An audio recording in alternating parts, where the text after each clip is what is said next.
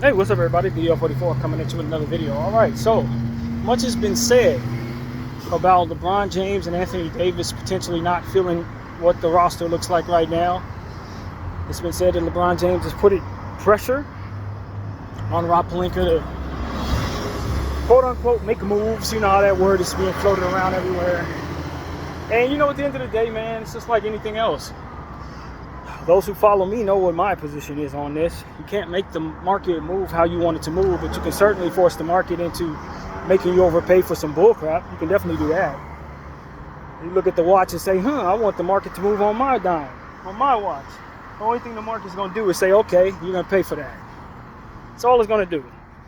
If you don't understand the market, then you could potentially be walking yourself into a situation where you're about to throw your money into you're buying a lemon. You're going to be giving away good assets for ass assets, quite honestly. And that's what you don't want. And so I think you got to kind of let things come your way. And if they happen to not come your way, then see that as a win, that you didn't overpay for something that's going to ultimately not help you win. That's always been my take on the market. I understand the need to make things happen, but that's not how the market works. You either are going to overpay for something at a given moment, or you're going to wait for the best deal and pay proper price for what it is that you're giving up. That's it. For what you're taking back, rather. That's it. It's not moving with the pulse of your desperation. Not in your favor anyway. So for those who are saying he should have done this, he should have done that, yeah, you can give away everything for a little bit of something and then walk away unhappy with that. At least you got a move done at the time you wanted to do it. It's just like buying a stock. Maybe one day you have the money for the stock, but the price is plus 25%. Might not be a good idea to buy this day. Maybe you should wait for a retrace and then purchase then. Maybe even wait for a correction and purchase then. You can make the market move how you want it to move. You're just going to pay the wrong price for something you can get for half the price later on. That's all it is. You save up your money and you make sure you have it ready for the time when it's time that the price shows that you can purchase something at a good price. Otherwise, you're just overpaying for anything just so you can get things done right away. It doesn't work. It doesn't work in no form of the market. Not in sports, not in stock, not in crypto, not in anything where the price fluctuates. So that's the thing. It's like if the Lakers fans don't have any problem with us paying 3 times the price for something random, that's just going to maybe get us over the top so you can feel good about your GM making moves. If you're assessing his job the wrong way, then that's on you. If you listen to people tell you to assess his job the wrong way, again, on you. The market doesn't care if you're ignorant or not. That you don't know what the hell you're doing does not make the market feel like giving you what you want for the price tag you asked for. No, you're going to wait for the retracement to get the best price. You're going to wait for the sale to get the best price. Or you're going to be paying full price for something you can get half price later on. So I'm not the guy who's going around telling Rob Pelinka he needs to make moves and that he's done a bad job because he hasn't made moves. He's done a bad job because he didn't pay for twice the price for something that he could get for cheaper later on. Because he didn't throw my few draft picks at some bullcrap. Like, no. Don't let the ignorant lead you astray, is essentially what I'm saying. Just because you're desperate about making moves based on your timeline doesn't necessarily mean that the deal that you're going to make is going to be worth it. And that's everything is so sensitive in regards to you having enough to get enough. You can't afford to give too much to get a little bit. So that's a factor there. If we have $1 trillion to spend and no salary cap, then we can do whatever we want, buy it at whatever we want. And that's the type of leverage you have against the market itself. Unlimited buying power. Okay, I could buy this thing when it's up 300%. Why? Because I got unlimited buying power. But we don't have unlimited buying power. In fact, we have very limited buying power. So we need to be smart about how we utilize the little we have. So if you're trying to move when the market, tells you to move, you're going to be happy. But if you move when you want to move, then you're going to be giving a little bit of what you have and eating away at what else you have to build what it is you need. So you wait for the market to tell you when it's time to make a move. Or you do something stupid to make everyone happy and then you don't have enough. to do what you need to do. The bigger picture is not to make a move when we say he makes a move. The bigger picture is to have enough to get enough so that we can be a winning team. And if that hasn't come around yet, then us assessing him for not making it happen right away is not a fair assessment to the job he's actually doing. Now, I can argue that certain things that he's done I didn't like. Things that I've assessed that he's done that have made our team less valuable as pertains to our asset class. And with that being said, I am frustrated with him. But that not because he hasn't made a move when I said I need a move made. That's stupidity. That is just pure stupidity. And I keep telling people that's stupidity. But we keep on listening to people who are stupid, respectfully, but I've lost my patience at this point, tell you that we need to make a move when they said it's time to make a move. He hasn't made a move. He's a buyer and a seller.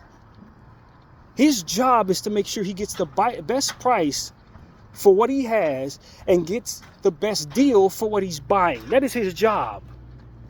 Not to look at the clock, listen to you, and then move when you tell him to move. That's not his damn job.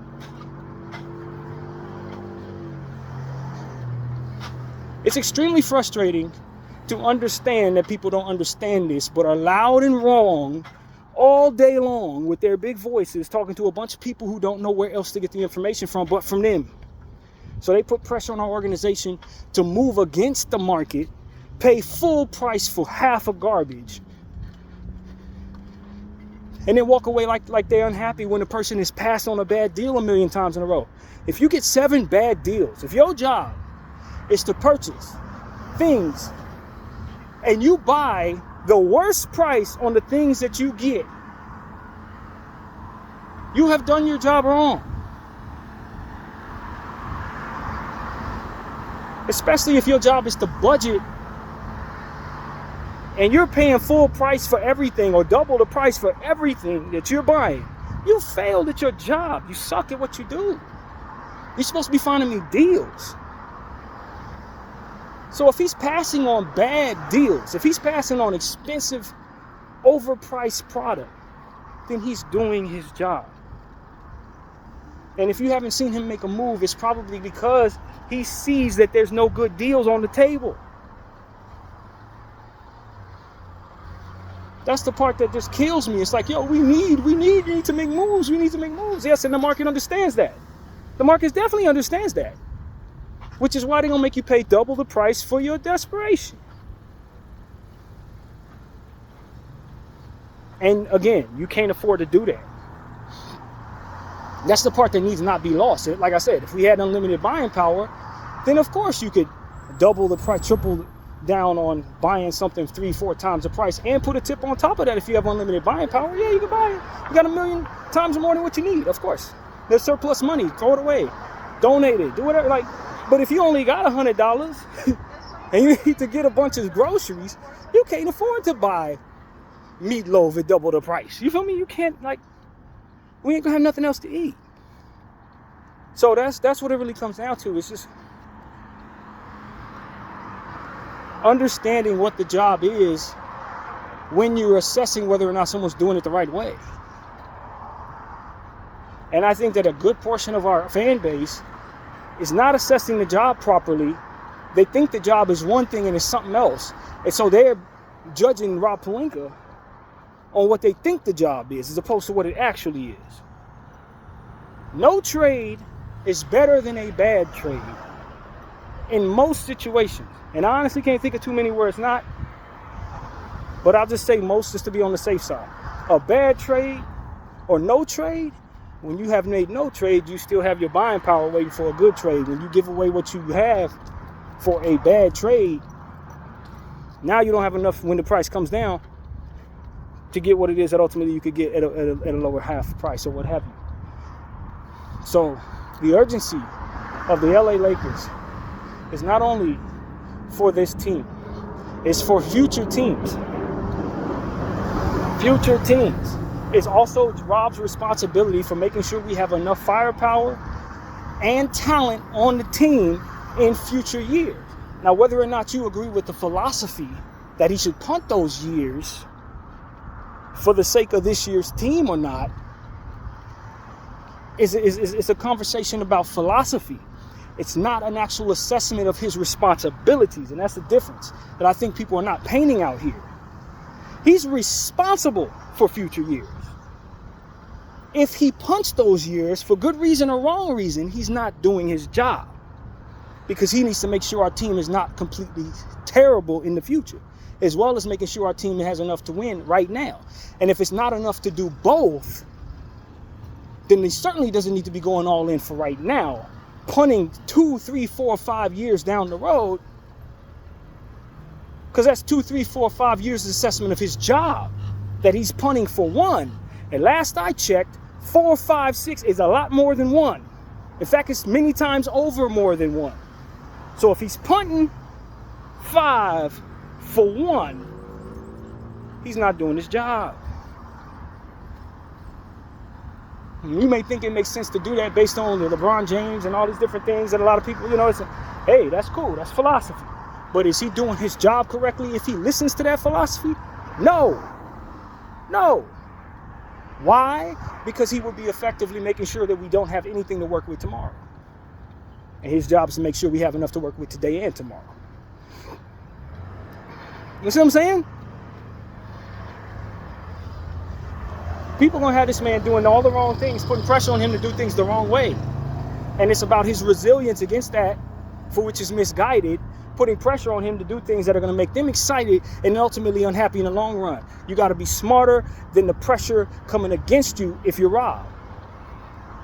You got to be more intelligent. You got to act like you know what they don't understand. If you knew better, you do better, fans. You don't know any better. Of course, you asking me to make trades on demand. You don't understand the market. If you understood the market, you know better than to ask me to do something right now, because right now the price is sky high. With us being in a desperate space, we're going to have to spend 3 times on what it is we would otherwise get half for later on. You don't buy nothing right now. You don't. Not for the reasons that have to do with pressure or concern or fear or none of that. I'm not going to waste the little I have paying for something 3 times more than what it's worth because the ignorant are concerned that I'm not moving in a way that they think works that doesn't work. No. That's what I've been preaching on this channel for 3 years in regards to Rob Pelinka's job. With the knowledge that he has about what it is he's looking at when it's time to make trades, he knows when it's better to make trades and when it's not. Now, if the pressure's getting in, he needs to step away from his job. But don't betray all of the principles that allow for you to identify a good trade and when it's not a good trade, just because you're tired of the pressure. Because you're bending to the pressure of those who are asking for things that are going to make them unhappy. Yeah, give me this guy. And then they get him here. He's washed. He's not any good. Now they're sitting here blaming you for actually moving that way. You told him to move that way. You don't care, though, do you? No, because it's about results. It's not about anything other than you feeling happy in the moment. And then furthermore, the results being exactly what you want it to be, which is something that usually doesn't go together. So I got to either piss you off now or piss you off later.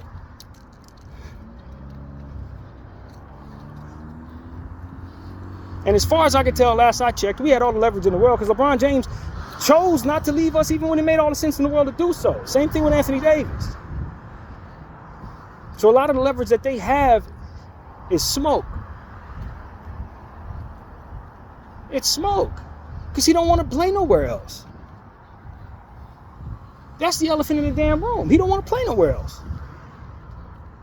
So if he says something in the media about my team not being constructed properly, I say, yes, that's true, because I did a bunch of stuff I shouldn't have did for you.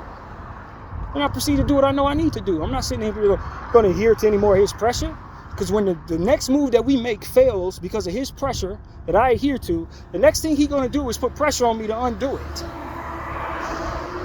Nah, man, I'm not moving like that with you. Because the first thing that happens is you end up getting in my seat later on. You take on the job as a GM and all of a sudden you're like, man, I didn't respect that job. I didn't know it was this hard. I didn't realize I was making things so hard on you. boy, if I would have known what he known, I wouldn't even move that way. Like, that's what LeBron James says if he ends up a GM 5 years from now. Like, man, I ain't got time for that type of shit. If I know what I'm doing, bro, I'm not adhering to your pressure, fam. Because I know if you were in my seat, you would want me to move the way I'm moving. And that's exactly what I would tell LeBron James. I ain't got time for this, bro. That pressure you putting on me is because you think it's easy to do my job and you think I'm not doing it. What you don't know is that there's more nuance to my job than what it is you understand. And it's not as simple as trade this, trade that, and everything's fine. I'm failing in my job if I do some of those things you're asking me to do. So do I move in a way that moves to make you happy and that throws my whole position away? Or do I hold on my damn buying power and wait for the best price and make everybody happy when I pull the trigger on that?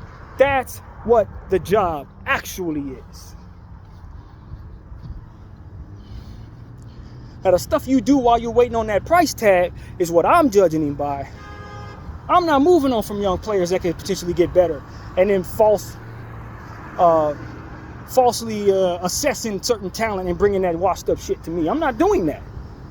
You ain't gonna see no Gabe Vincent. You're not gonna see no Dorian Finney-Smith. I'm not gonna be bringing in a bunch of Jackson Hayes and all that. I'm not gonna do any of that while I'm waiting for the price on something that I want to come about. I'm gonna bring young players in. I'm gonna develop them around LeBron and AD while I'm waiting for the price tag. Then when those young players get a little better, as they naturally do, because they're young and youngsters are sponges, when they get better, I'm going to have them have all kinds of value in the trade market, along with whatever picks or whatever it is I'm willing to give at the time when something is actually valued at a price that I can go for. And then I'm going to go all in at that point if it makes sense to do so. Maybe I won't even have to because everything I have is so damn valuable. Jalen Hood-Schifino would be a regular rotation piece. Scottie Pippen Jr. would be a regular rotation piece. Who else? What's his name? Quincy Olivare would likely be groomed to a regular rotation piece. I understand the leverage of LeBron James makes it so that his son is naturally in my situation. That's not something I can control. But that's only one roster spot. Ain't no player option going to any of these people. I'm not giving a player option to any of the people we gave a player option to. None of them. Role players should not have player options. Player option is leverage for players that are of a certain caliber that you can't afford to let lose. You can't afford to see walk, but want to give them the leverage to choose to do so based on the importance of them being on your team. That's not for a role player like Cam Reddish. He should never have a player option. Ain't no part of this situation giving him a player option. He ain't getting no player option. D'Angelo Russell's player option contract was outside of my control when I acquired it, so I leave that alone. There's nothing I can do about that. But Max Christie's not getting a player option. That's leverage these players can't demand, so there's not leverage I'm gifting them. It's poor allocation of my assets. So, like, that's what I'm judging him on. It's not how he's handled the market per se, in not being pleased with any of the deals that's come his way. It's how he's handling stuff while he's waiting on that great deal that I think has been a complete failure. Letting young players who could potentially become more valuable for him walk, and bringing in a bunch of guys that are not going to be worth anything at all, even if they play a little better. That is also part of the job.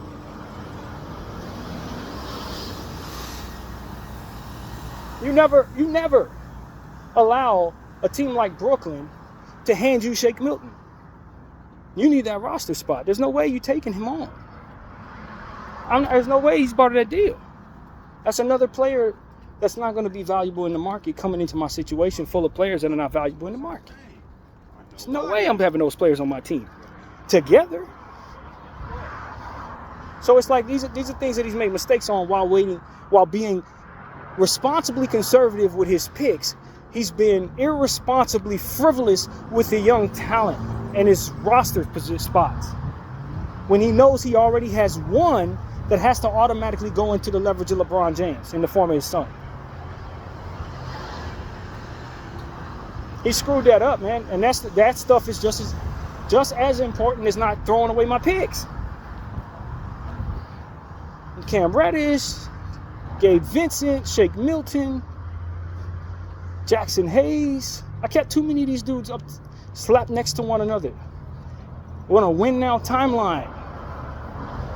And I'm giving away young players that could potentially get better at any moment because, quite honestly, I believe I need to move on from them because they're going to take too long to develop. So I'm bringing my stuff that can't get better. I'm bringing myself things that are not going to improve at all because they're old and it makes sense on the timeline. It doesn't make sense on the timeline because they're not valuable. That's the part people need to understand about these old weak-ass vets they keep bringing onto their teams. These guys are not valuable. So by the way, your timeline, by age, they may make sense. But as a course of being something that's valuable enough to improve upon a team, they do not. Because nobody wants these old washed up ass dudes. And look, it's been said that Memphis was willing to give away a first round pick for Dorian Finney-Smith. Are we sure that wasn't a bluff? Are we sure that ain't a bluff? And Memphis is not accused of being stupid as hell, but if they know the Lakers are willing to do something stupid, maybe they say, yo, man, hey, yes, we'll play that game. We're willing to give you a first-round pick for Dorian Finney-Smith. Take that back to the Lakers, Brooklyn, and see if those idiots will actually spend more than they're supposed to for Dorian Finney-Smith. Because you got to understand, Memphis has been benefiting from Rob Pelinka's mistakes constantly now for the last couple years. They've been getting players from his drop-off clan, guys that he let walk. And they've ballooned into good stuff. Scottie Pippen, Castleton, Jay Huff. Memphis has been one of the greatest beneficiaries of Rob Pelinka's bad decisions. So if they see a way to cripple us even further and make us shake a loose, say, a Quincy Olivare or something like that, why wouldn't they be willing to be a part of that, for which is a bluff that would otherwise coerce Rob Pelinka into another mistake that they could somehow benefit from? They weren't going to give up no first-round pick for Dorian Finney-Smith. They assessed talent correctly. I can't see them actually doing that. If they were willing to do that, they would have done it. If anything, that first-round pick was not to acquire Dorian. It was probably to get rid of one of them contracts that they didn't want. And since they knew we were in negotiations for Dorian, they priced it up to see what the temperature was. Knowing that at the best case scenario, they either get the contracts off their books they want off, grab Dorian, bring whatever it is that he can do onto the team, or have the Lakers do something stupid they can benefit from. Either way, it's a win-win. That's what I think probably happened there. Dorian ain't worth no first-round pick, nor is he worth the contract we gave him. Or rather, the trade package we gave to Brooklyn Nets to get him. Least of all, bringing back scrub-ass Shake Milton. I'm tired of being nice because my team is about to suck because of these decisions, man. It is what it is. My team is about to be trash because of these decisions. Because people are doing things stupid and suggesting stupid things, putting pressure on people to do dumb stuff. My team is going to be suck. It's going to suck for a while, too. I have to move Anthony Davis, Austin Reeves, Max Christie, Bron James. I'm going to have to move all that shit. Some of that I would not have to move if some of the stuff that I had that was valuable on my team stayed on it. If I'd have kept some of my young players and let them get good so that by the time it's time to make a move, I either have those players in place to be role players or can move them instead of having to move Austin Reeves. Now I feel like I have to move Austin Reeves when it's time to rebuild. And this is why I'm done, Rob. This is why I'm like, yo, man, no. None of this is any good, bro. Because you keep bringing me garbage that I can't do nothing with. You keep letting go of players that can potentially turn into something I can use in the market.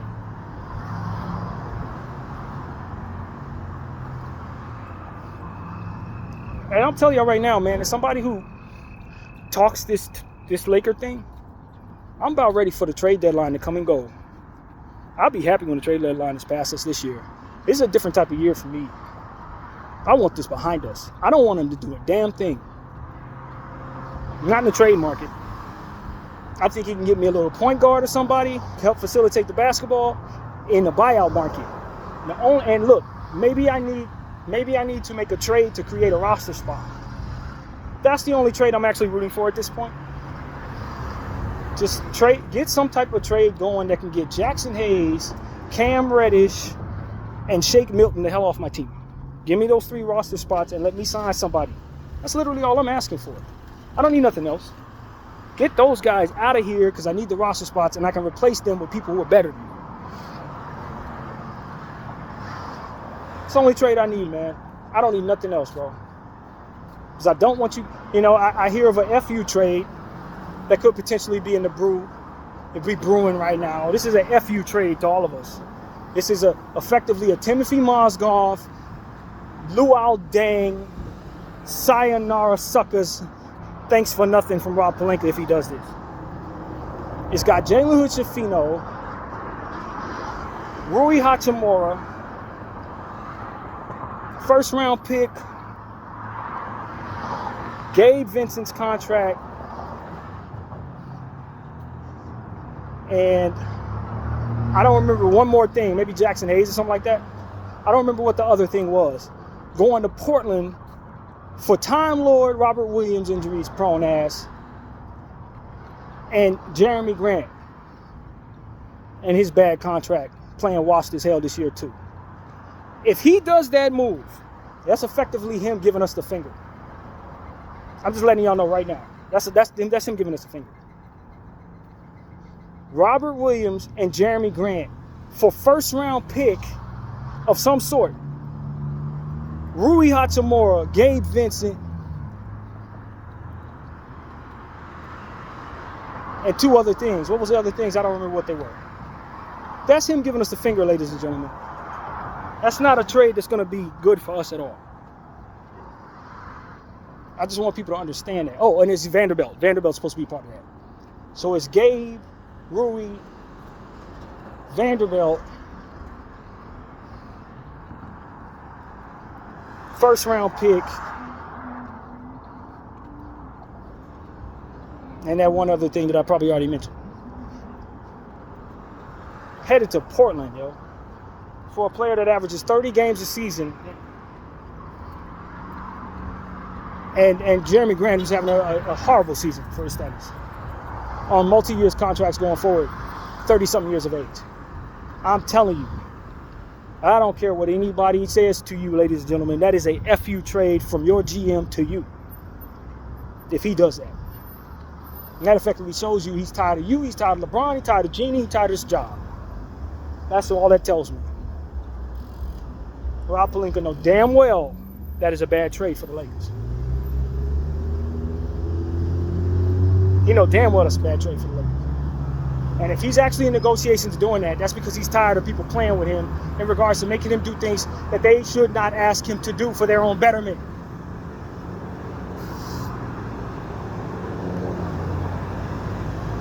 That's him effectively saying, you're going to fire me because I'm not doing something stupid? Fine, here's something stupid. That's what that is.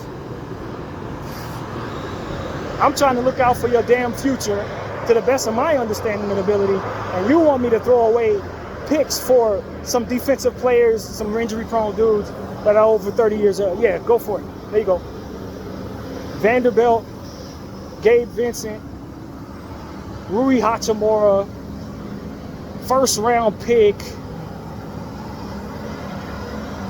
Yeah, send all of that to Portland for 20 games of Time Lord and Jeremy Grant's awful contract. Do that shit.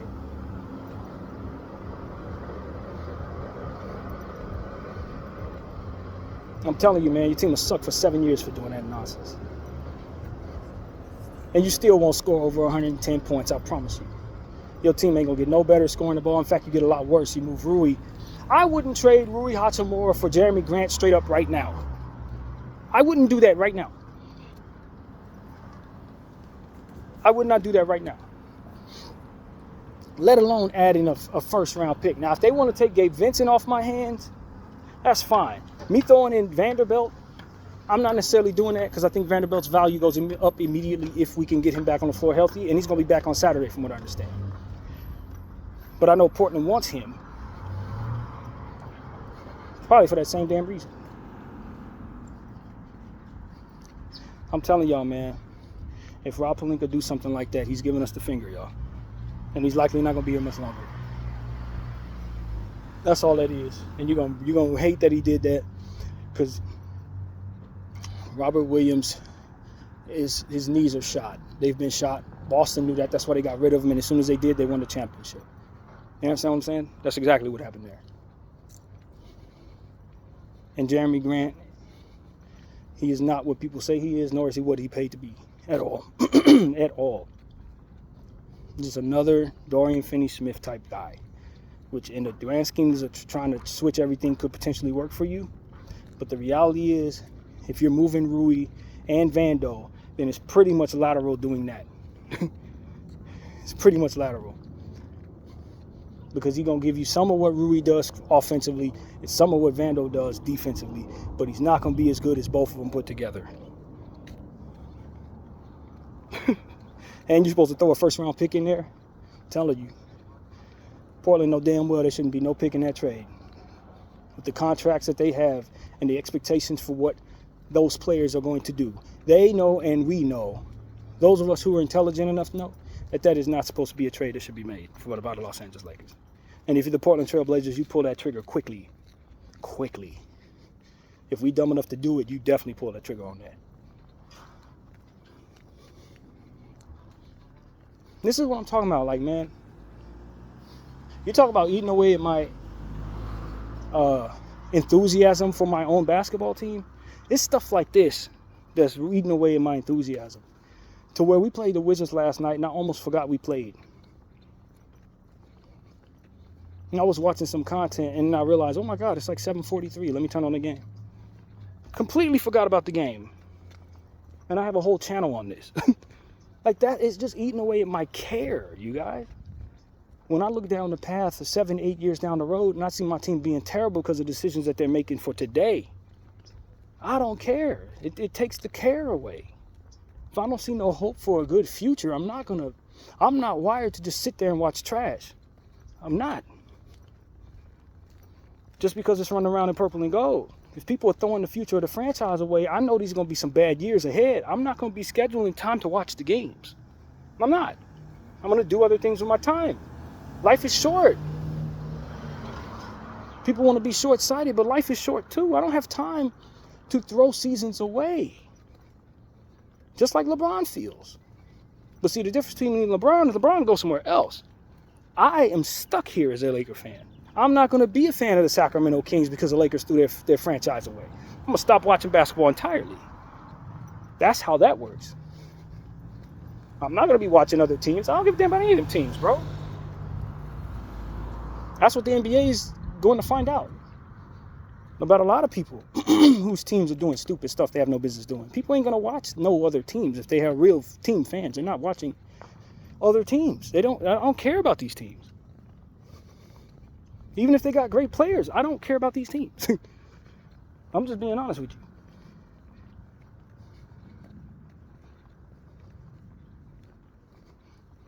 And I feel like we're the fans that are being neglected for the player fans. We're the fans getting neglected for the bandwagoners. The ones that make up your core, the essence of what it is that you're doing, you're giving us the finger so that you can keep these bandwagon people who are going to be gone as quickly as Bron leaves happy. And when Bron leaves and I leave, people like me leave, you don't have anybody. See, that's the problem. That's the beauty of having a core. Because when all the fake stuff shakes off, you still have the support of the core.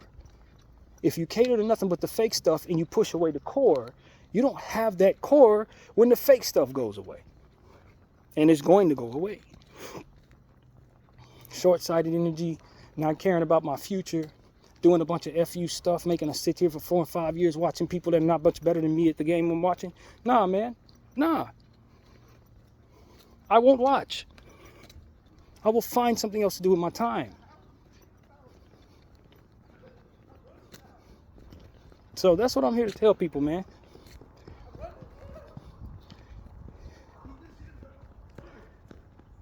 That's exactly what I'm telling y'all. Don't toy with your core, LA Lakers front office. All this LeBron James stuff, selling your soul for the king, I promise you, it's going to hurt you in the long run. It's going to hurt you in the long run. The guy's 40 years old, man. And if you've been watching this game as long as I have, then you know how quickly power can shift.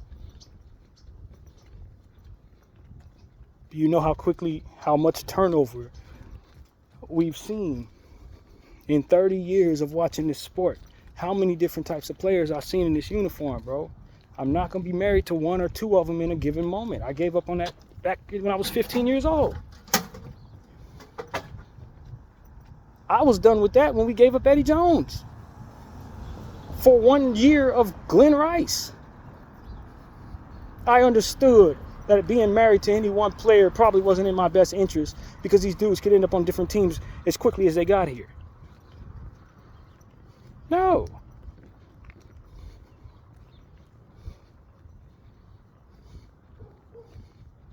LeBron James celebrates himself in a lot of what he does, and God bless him. He's accomplished a lot. I'm not mad. He has leverage. He's using it however the best he sees fit. If he's making mistakes, he'll learn from those mistakes. I can't pretend I don't know better just because he wants to make certain decisions that are short-sighted in nature. I know better. It's just like the analogy I say, when you see people running into a wall, what, you gonna run with them? No. You try to tell them, hey, don't run into that wall. And if they run into that wall, brace for impact because it's going to hurt. That's all I can tell them. That short-sighted nature stuff, nah, that's not smart, man. It ain't smart. 9 out of 10 times, it ain't smart. Even for a guy like LeBron James who thinks he's going to retire right now, he mess around and want to play 5 years from now. And he would have dried up the only place he actually want to play. Doing short-sighted moves for random years. Effectively forcing himself into retirement when he knows there could be a way down the road where he ain't ready to retire even when he think he about to be ready to retire. Nah, I want to play for the Lakers. Well, now you're playing for the Bucks. Why? Because you dried up the Lakers with all them short-sighted decisions, and that's where we ended up trading your ass. And if you would have left us with a little bit of gunpowder for the future, if you wanted to leave yourself room to play for this team in the future, you would have had a place to play. But you didn't want to because you had to have it all today. I'm 40. You're going to be 43, and your ass still going to want to play. And you're going to want to play in L.A. And L.A. going to be talking about something else because you done dried up everything we had, bro. I ran off all the coaches, dried up everything we have, made us ruin roster spots with decisions you wanted to make with the leverage you had. You run into a wall, brother. You're going to dry up L.A. That's all you about to do. And have this fan base mad at you. You dried up Cleveland the same way. Oh, pay Tristan Thompson. What the hell you paying Tristan Thompson $100+ million for, bruh? Like this type of stuff, I'm telling you. People don't respect a GM's job or want what they want when they want it. That's not how the market works. It works against that type of stuff. But y'all gonna do what y'all want to do when y'all want to do it, and you're gonna pay for it. Hey, man, I know the wall you're running into. Go ahead and run into it. I know the wall you're running into. I've seen others run into it before you. It sucks. It hurts. You don't want to be in that situation.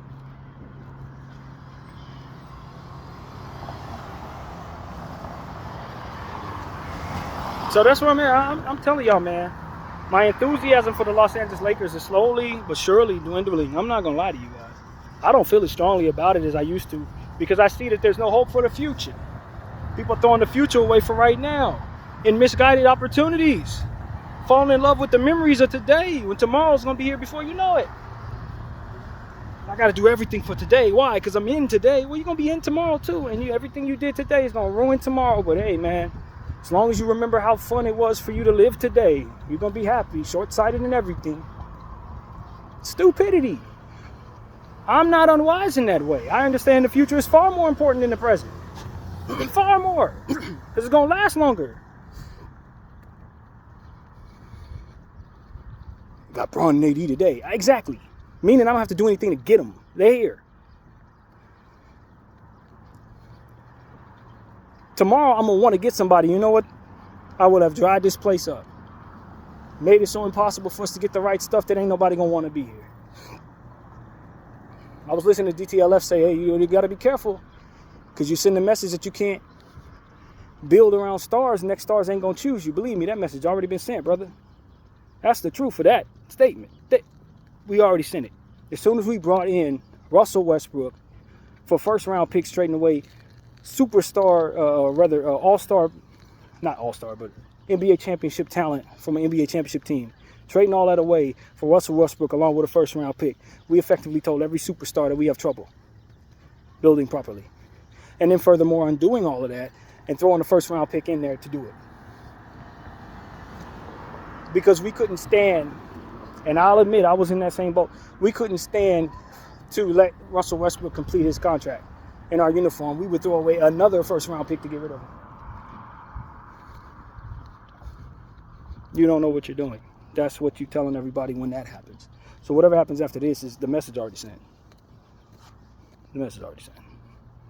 That's one of the reasons why they don't want to let go of Bron 80 now, because they know they sent that message already. The problem is they're continuing to double down on that message in the things they're doing right now. Player empowerment needs to be to a point, and then it becomes us eating away at our own gut. You feel me? Yes, I do want LeBron James to feel like he can be here and have leverage, and he's earned leverage, and we value him. Yes. But at some point in time, if his leverage is going to start having me eating away at myself to make him happy, that's when the point where player empowerment becomes something that's not positive for anybody. Not even the player, in some ways. When you consider that they, with their leverage, are drying up the circumstance they're in, making it uninhabitable for them to play there in the future. With the leverage that they're willing to use today with a short-sighted mindset. No, that's not good. As I've said a million times, our responsibility as a franchise is to make sure that we have good enough assets and talent in the future, not just right now. We don't allow our situation to get dried up to that degree for any damn reason.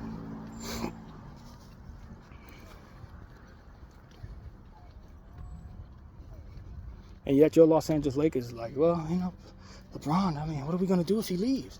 That's the mentality I think is taking place here. Well, if he leaves, we're certainly going to suck. That's not because it's inevitable that you suck when he leaves. It's because you don't know what the hell you're doing. And this is just furthering that situation. It's reinforcing that truth as you move the way you do with that mentality. Those who know what they're doing don't think like that at all. That's the point. Especially with the LA market attached to them. No, I don't have to think like that. I got LA. I'm going to attract the next star off the sunshine alone. I don't have to sell my soul to one guy. Especially if that one guy is 40 years old and asking me to do stuff that throws my future away. No. He's eating away at my core. He's eating away at my stomach. He's making it so that I don't even have a self to be. While I'm selling my soul, I'm also selling everything. There ain't nothing left.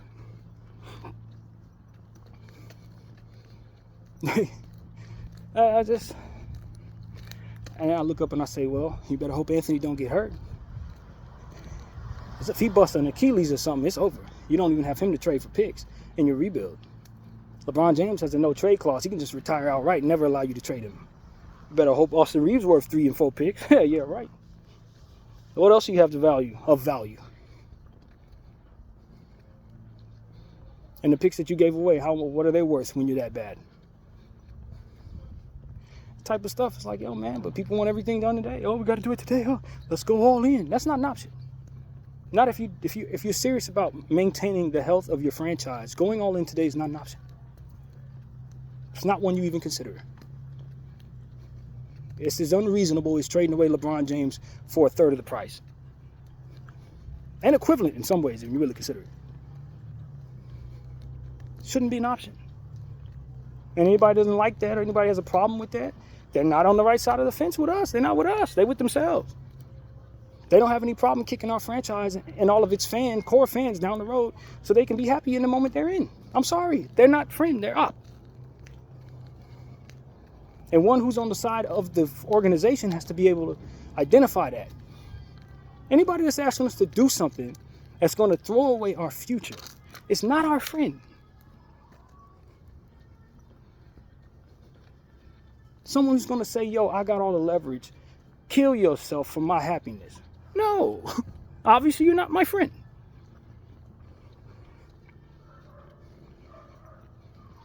Now, that's where I'm at with that.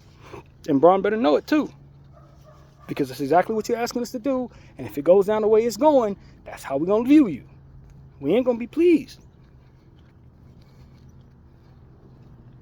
You don't like being compared to Kobe. Kobe never asked us to do anything like that.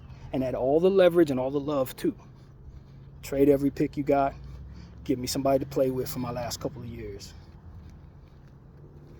He could have very easily said that. Did he ever do that? No. Why? Because he was on our side. And when you talk about how we herald people as the greatest this, the greatest that, that's part of it. Did you lose your fan base? By asking them to do things that only benefited you? Did you lose the support, the organic support that you otherwise had? Did you throw it down the toilet to make yourself happy in the moment? Because if you did, when they turn on you, you understand that you triggered that, and it's equivalent to you turning on yourself.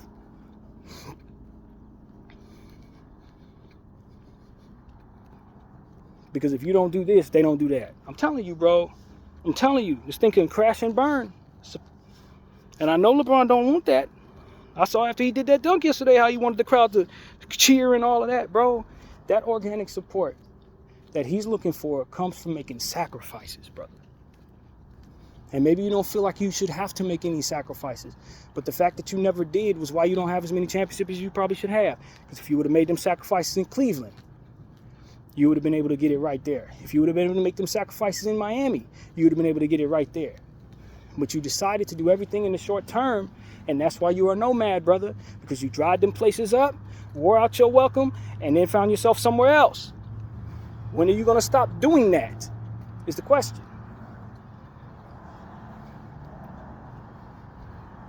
A lot of us remember and are not compromised enough to deny the truth. You understand what I'm saying? I'm one of them talking heads ain't paying me nothing, bro. I'm not going to lie for you.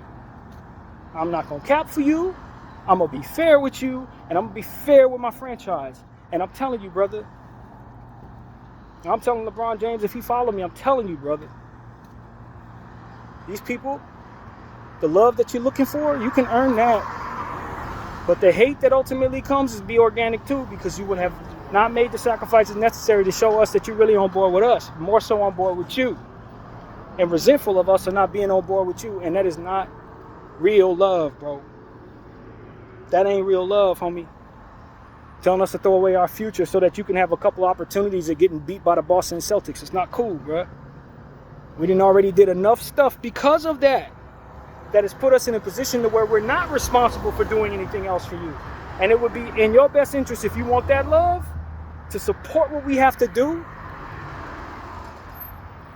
And if you just have to win, you have to do it somewhere else. And I'm telling you, that's what it comes down to. If you don't want us to hate you for ruining our franchise, and you just have to win, you probably should do it somewhere else. You should probably wait that no trade clause and go play with a team that you can win with, that has all the assets in the world to bring you more good stuff, so that you don't have to eat away at one franchise so that you can have an opportunity to win. How you doing, bro? All right? You stay here, bro? Yes, sir. What one you saying up here? You said I ain't gonna tell nobody that. What's going on? You saying top is I'm trying to find my iPhone, and I don't know which one's got it, but I got it tracked down. Just ask the front desk. They I already did. They don't know. They won't tell me who's in the room. Nah, I didn't find it, bro. But I'm recording right now, so I wouldn't be able to give you my time right now, man. I was just asking. Yes, sir. You help the brother out. Yeah, I'm sorry, man. I hope you find what you need, man. All right. Mm-hmm. But that's... It's a golden iPhone. Hold on. I'll keep my eyes open. All right. Yes, sir. And you got... Does it say my phone? So if I find it, I can call it. Yeah. Yes, sir. Mm-hmm. The gold one. You know what? Did you try the break room? Because a lot of times when people lose stuff, they take it to that break room. I try that. I would try that. It's right past the front desk. Tell me right where it's at. That's why I asked you. I'm trying to be personal, get in your room information, dog. Nothing like that. Yeah, you man. See what I'm saying? Now you on YouTube right now, brother? No, I'm not on YouTube. I'm on my. No, I'm telling you, I'm recording right now. Oh, I'm literally recording. That's what I'm saying to you. This is life. Yeah. That's what I said. Yeah, man. So, Yeah, I'll look up for you. All right. Yeah, man. what's up, brody? But that's really what it comes down to, man. If LeBron James wants to support, that ultimately he looks like he devalues. He's got to stop foregoing opportunities to just sacrifice for the franchise betterment. For the betterment of the franchise, bro. That's what I'm telling you. For the betterment of the franchise. He's going to have to understand that, look, this place is dried up. It's nobody's fault. We did some things the wrong way. Maybe you want to blame the GM. Maybe you want to blame the pressure of the fans asking for things to be done. Maybe you want to blame yourself. I don't really care, personally. But we just got to admit that it is dried up. If he want to win, he can't do it here. Not at this point. We don't have enough to get enough. And if he's going to play here, he's going to have to do like Kobe and just kind of like just drag trash and hope for the best, bro. It's dried up. BDO 44, thank y'all for watching. I'm out.